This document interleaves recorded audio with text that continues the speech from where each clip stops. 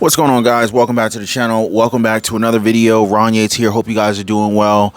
I got a question for you guys. What would happen if you ever went into your bank and you wanted to withdraw some cash, hypothetically, and the bank told you no? We're not going to let you withdraw any cash today, sir. We're not going to let you withdraw any cash today, ma'am. Like, what would you say? Like, how would you feel? What would you do? Would you make a fuss? Would you go to another branch? Would you just hit the ATM? Like, what would you do in that case? Now, I don't know who you bank with. I don't know what you're doing with your money. I don't know if you bank with a small local bank, a regional bank. Heck, maybe you bank with one of the failed banks. Comment down below if you guys remember any of the failed banks. I just want to test you guys' memory. Maybe you bank with Bank of America, Chase, Wells Fargo, Citibank. I don't know. But just imagine what would happen if you went to your bank and they said, no, you can't take any money out today. How would you react to that? By the way, I got these beverages. These are like some healthy energy, natural caffeine, no calories, no sugar, no carb, from Sam's Club. No, I actually got this from Costco. Trying it out.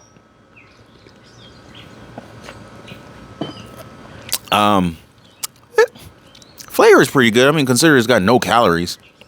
Let's see if it actually gives you a little boost, though. I'm going to let you guys know. Let me know if you guys ever try that one.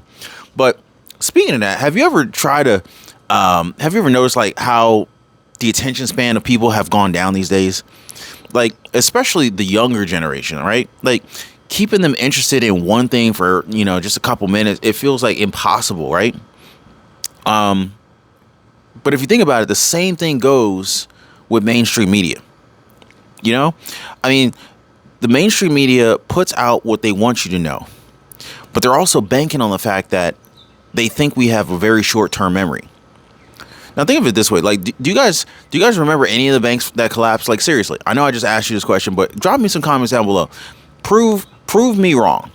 Can you name one of the failed banks that have collapsed in the last 4 months? Just one of them? I just want to see what kind of comments we get on this one. Now, better yet, do you remember like all the different collapses that happened in the banking sector back in 2008? Did you know that the collapses of the banks that have already failed this year in 2023 has already exceeded the value of all of the banks and financial institutions that collapsed back in 2008? It's kind of crazy because this thing's only just getting started.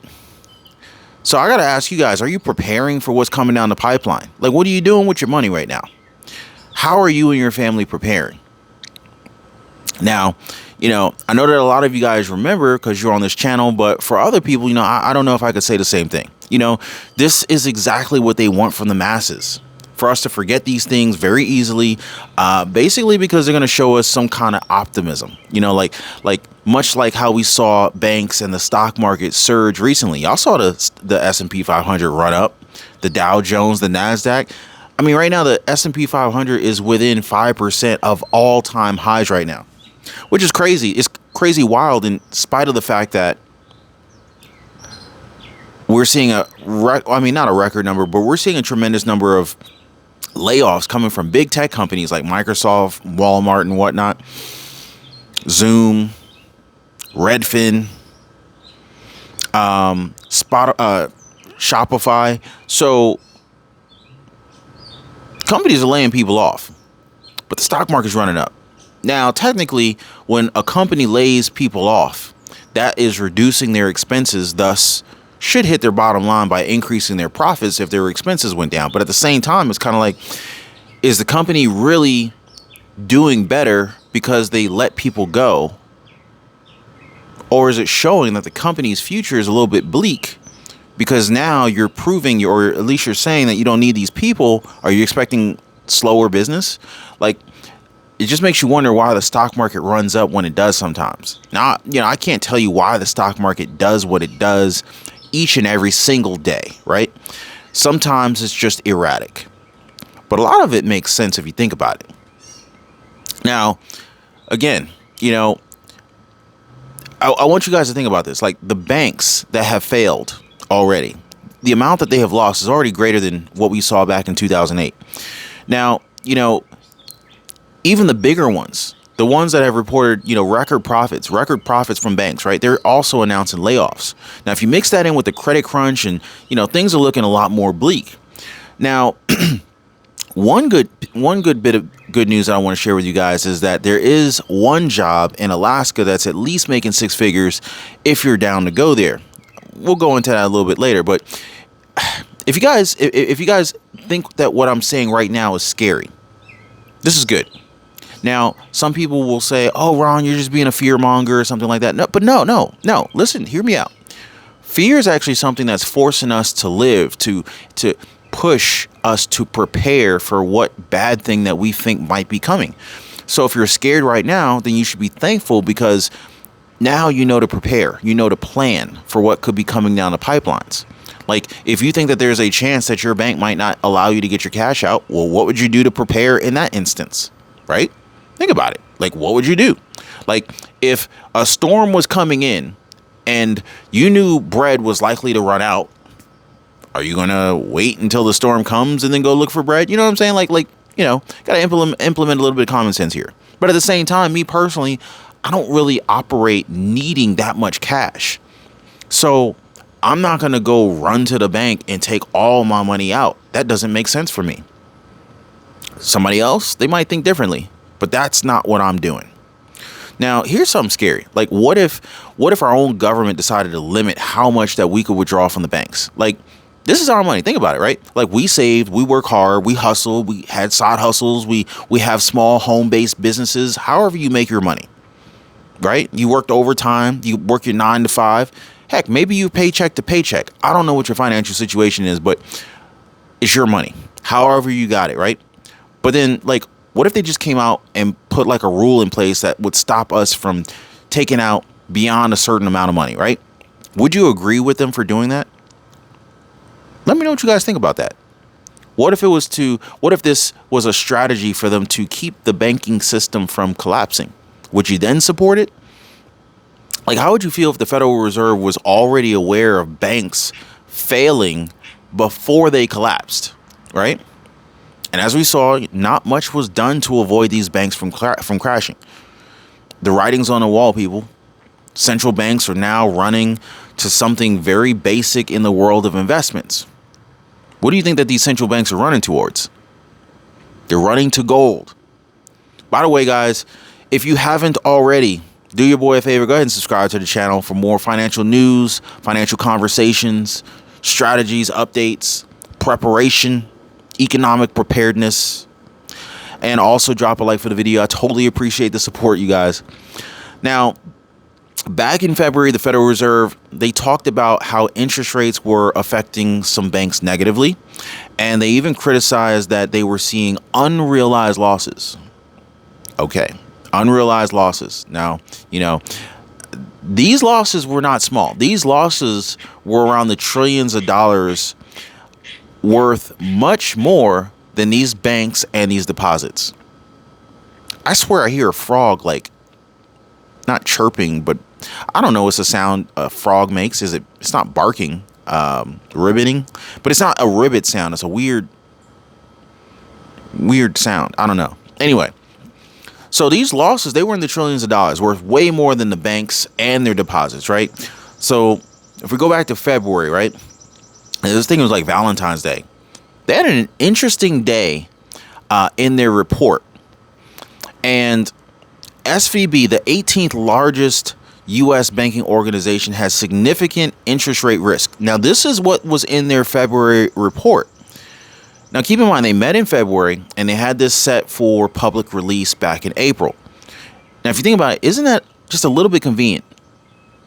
And then, like, what happened back on March 10th? Right? Oh, yeah, that's right. SVB collapsed. I remember, right? How could you forget? Right? This is the first bank in the United States in the last many, many years to have collapsed. And this is a large bank. You had big name companies, big tech companies out in California banking with SVB. Roblox was there.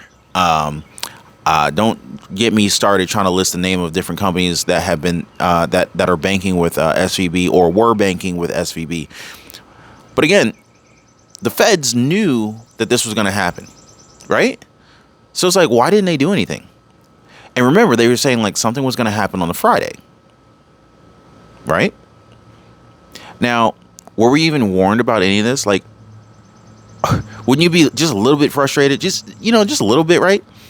And now they're even talking about the possibility of limiting our withdrawals. It's just crazy when you think about it. Now, if that is the case, can they limit electricity bills?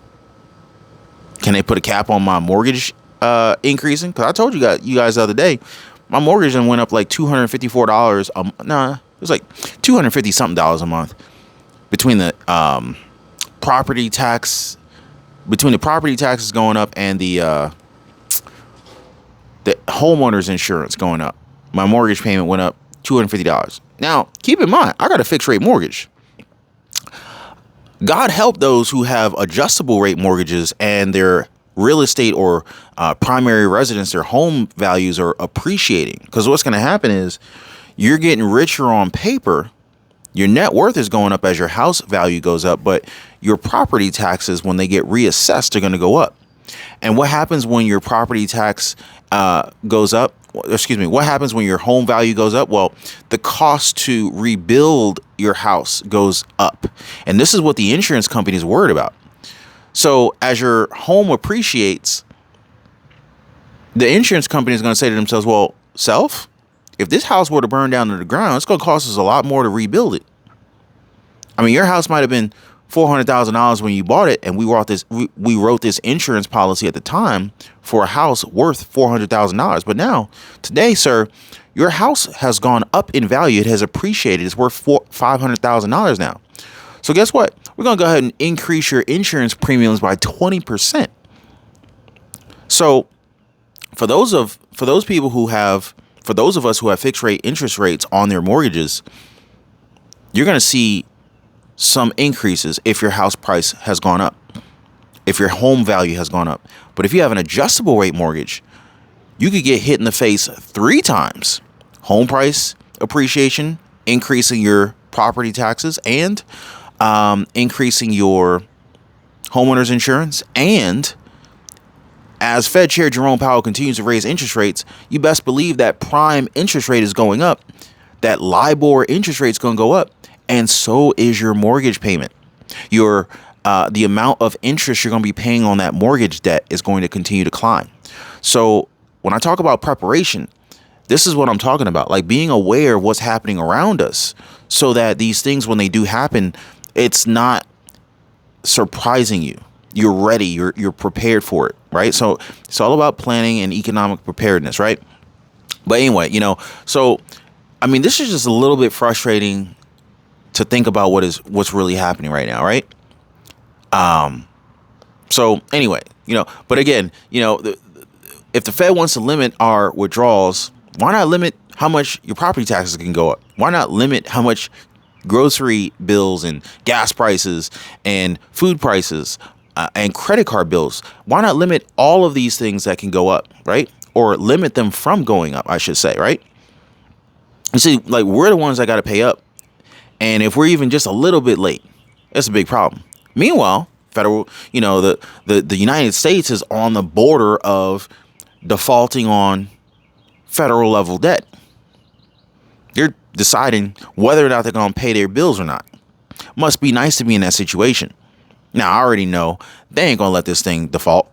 And if they do, I'll be thoroughly surprised. But they do this mess all the time. And then at the last minute, they're like, oh, okay, we're going to do this thing. Try to get all sorts of attention.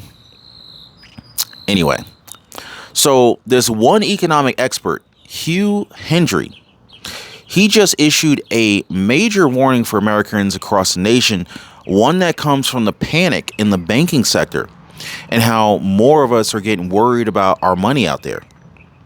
So I just want to share with you guys what he had to say about that. Man, I got to log back into my computer. Oh, wait. Here we go. What did he say? He said, man, Oh, here we go. He says, sometimes it's kind of relevant to panic. I will recommend you panic. You've seen the biggest waterfall decline in M2 right now. M2 is deposits, not loans.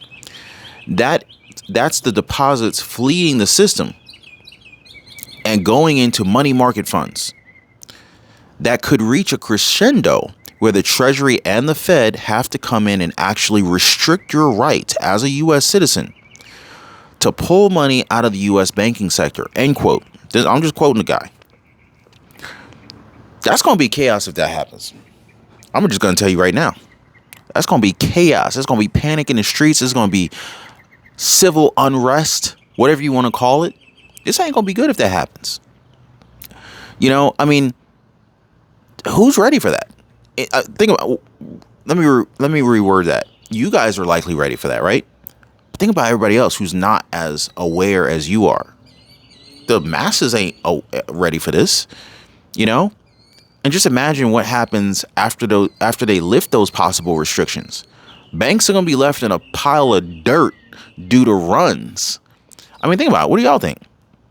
Now, here's something that we should know, since it's hard to expect any kind of transparency from the Federal Reserve. Central banks are now boosting their gold stockpiles because of just how much backlash that the dollar has suffered from. Now, you know, just the first quarter alone, global reserves, the global reserves of gold grew by 228 tons. 228 tons. That's a lot of weight in gold. Worth your weight in gold. Y'all heard that before, right? Why? Gotta ask yourself why. Always ask why.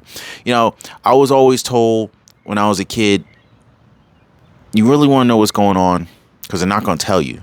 Follow the money. Now, compared to last year, this increase in the gold supply is like, you know, it's like almost a 200% increase. But you got to ask yourself, well, who's buying all that gold, right? Well, you got Singapore, you got Turkey, India, and of course, let's not forget about China. China over there getting that gold in. They adding gold to that stockpile. Now, it's official. More and more people are losing faith in the gold and the world's global reserve currency, and they're trying to bet against the Fed. They're betting against the Fed by buying gold. By the way, for the best way to invest in gold, check out the links down below in the description of this video. Now, I've done my fair share of purchases here and there, but I want to know what you guys think, and I also want to know what you guys are going to do with the information that you've obtained. I'm just curious. Now, you got central banks around the world. They're investing in gold. Our banking sector just took another major hit after Morgan Stanley recently announced that they're going to have 3,000 jobs. They're going to have 3,000 job roles cut. Morgan Stanley, okay, major investment banker, right? Major player in the financial sector. Now, as banks continue to struggle, banks continue to struggle, more lenders are now they're tightening their credit. They're tightening the credit. Now, keep in mind, Morgan Stanley, this is now their second round of layoffs. Do you think more are coming? We see banks are struggling. Some banks are winning. I mean, got JP Morgan Chase. They're doing their thing. They got money laying around because they have been preparing. Little airplane flying overhead. JP Morgan Chase has been preparing. Smarter banks are prepared and they're ready to scoop up the weaker banks. And they're buying assets, paper assets for pennies on a dollar. Period and point blank. I read an article recently. Warren Buffett had named 3 stocks that he would put that he had strong degrees of faith in. And oddly enough, all 3 were banking stocks. One of them was Bank of America. One of them was U.S. Bank. Which I think is the largest regional bank in the United States. And there was one other bank. I forgot. But anyway, I thought that was interesting coming from Warren Buffett. So now think about this for a second. With credit hard to get,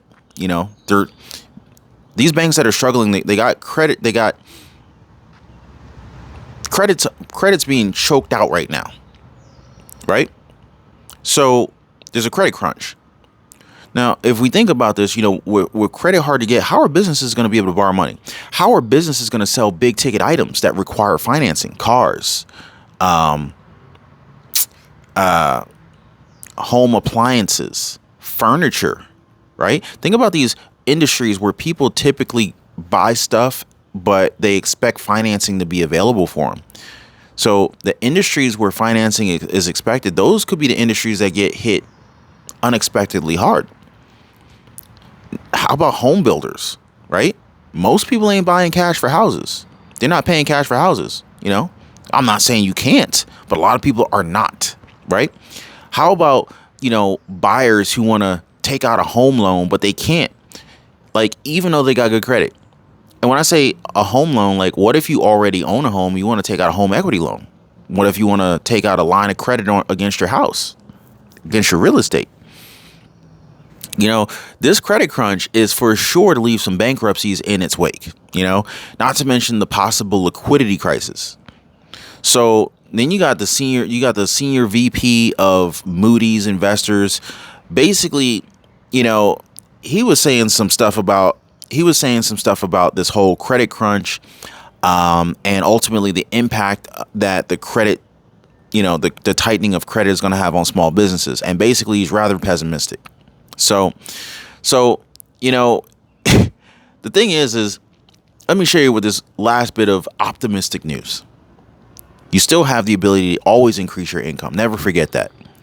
You have the ability to seek out information, which you are doing. You are preparing and you're planning. I don't think that you guys are going to you're not going to be as bad off as a lot of people who are just completely unaware of what's happening around them. I think you guys are going to be doing okay. Drop me some comments, though. Let me know what you guys are thinking. Let me know what you're planning. Let me know if this information is helpful to you. But by the way, it's not all bad news. You got side hustles, you got home-based businesses that can still be started. In fact, I was reading that one of the best times to start a business is to start a business during a recession. Why? Because other businesses are going out of business. Why does that matter to you? Simple fact of the matter is that if other businesses are going out of business, they're not hiring, they're not looking to expand. Well, that might be one of the best times to start a business as your competition is pulling back. There's less competition. Go out there and get it. Start small. Start small. If you guys want some advice on how to start a business, get it off the ground, even how to strategize and figure out if this business has a very good chance of being financially profitable, drop me some comments down below. Let me know if you guys would like to learn more. Maybe I should even make myself available for coaching calls if you guys are interested in that. I don't know how many of you guys would want to have a actual sit down conversation about how to strategize to put yourself in the best position to win in business and in life. But let's not forget, if you guys are interested in trucking and you want to make $150,000 a year, well, have you ever thought about moving to Alaska? Reason being is that there's a trucking company out there that's called Alaska West Express, and they're looking to add up to 100 new truck drivers to their trucking fleet. And these truck drivers, they can make up to $170,000 a year with benefits. Now, that is if you're willing to take on the winter road. But again, still a good paying gig. Most people would love to make $170,000 a year. Now, just think to yourself. We talked about the average net worth of Americans at different age groups here in America, right? Just think. If you earned $170,000 a year, how much of that $170,000 could you save? Now, this is how I usually look at it. This is how I won't say how I've always looked at it, but this is how I've looked at it since probably my mid-20s. Most of my friends wanted to earn more money so that they can increase their lifestyle and buy more stuff, take more trips, have nicer cars, buy new sneakers, more clothes, more expensive dinners, more. Don't get me wrong. I like nice stuff. I like good food. If you guys hung out with me earlier, we were eating good food. I like to take trips, but in moderation. So, you know, if I survived at one point, and this is how I did it. If I survived at one point making $15 an hour, that's roughly 30 grand a year. I survived on 30 grand a year. That means that if I increase my income to $50,000 a year from $30,000 a year, I should be able to save a good bit of that. Now just think about it. How many people can grow their income to $100,000, $170,000, and somehow find a way to not save any of that money? Unbelievable. I read this article, and don't get me wrong, I know different parts of the country are much more expensive than other parts. Like if you make 170 grand a year, you live in like Texas, or different parts of Texas are fairly inexpensive, but there are some expensive parts. But let's just say you live in like Alabama, many parts of Alabama, rural parts of South Carolina, you know, rural parts of Georgia. There's many parts of the country that have very, very low expenses. If you made 170 grand a year there's a good chance you could be able to save $100,000 a year in that income because your overhead will be so low unless you kept raising your lifestyle. You live in New York, though, $170,000 a year might feel like you're making 50. We just came back from New York a couple weeks ago. This is expensive out there. I ain't gonna sit here and tell you no stories.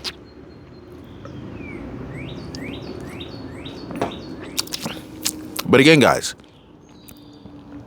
drop me some comments down below. I had fun with you guys today. I'd love to hear from you guys. If you made it this far again, consider subscribing, drop a like for the channel. Let me know what you guys want to talk about next. I'm gonna see you on the next one.